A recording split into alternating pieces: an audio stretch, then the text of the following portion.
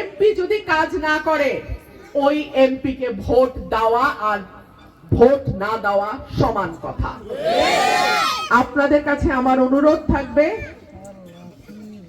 আপনারা একটা দিনের জন্য আমার ভোটের পাহারাদার হবেন। আমি আগামী 5 বছর আপনাদের রাস্তা, ব্রিজ, স্বাস্থ্য কমপ্লেক্স, স্কুল, কলেজ, মাদ্রাসা, শিক্ষা প্রতিষ্ঠান, ধর্মীয় মসজিদ, মন্দির, যা যা জায়গায় উন্নয়ন করা দরকার আপনাদের সঙ্গে আলোচনা করে, আপনাদের মতামত নিয়ে, আপনাদের সঙ্গে বসে ইনশাআল্লাহ আমি কাজ ঠিক করব। আপনারা যদি আমার হাতকে শক্তিশালী করেন, আমি আমার জীবনে মরণে আপনাদের সঙ্গে থাকব। কিন্তু কিন্তু অনেকের কাছ থেকে আমি শুনতে পাই এই ভোটকে সামনে রেখে হুমকি ধামকি দেয়া হচ্ছে, তাই না? পাত্তা দিবেন না, কিছু করার শক্তি নাই।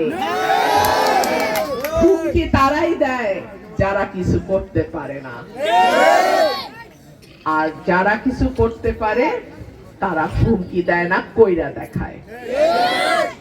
আর আমি যেহেতু কোনো বিশেষ দলের প্রার্থী না, আমার এলাকায় 4,95,000 ভোটার আছে 19টা ইউনিয়নে। এরা প্রত্যেকে আমার পরিবারের সদস্য। আমার এই 4,95,000 সদস্যের পরিবারে বিভিন্ন দলের ব্যক্তি থাকতে পারে, মতের ব্যক্তি থাকতে পারে, বিভিন্ন ধর্মের মানুষ থাকতে পারে, কিন্তু তারা সবাই আমার পরিবারের সদস্য। এবং আমি নির্বাচিত হলে আপনারা সমান সুযোগ সুবিধা সবাই পাবেন। কারো বিরুদ্ধে যদি হয়রানিমূলক মামলা হয়, দেখেন ধুলার কারণে জেলে যেতে হয়, তার জামিনের ব্যবস্থা আমি সহ আমার যে আইনজীবীদের টিম থাকবে তারা কাজ করবে।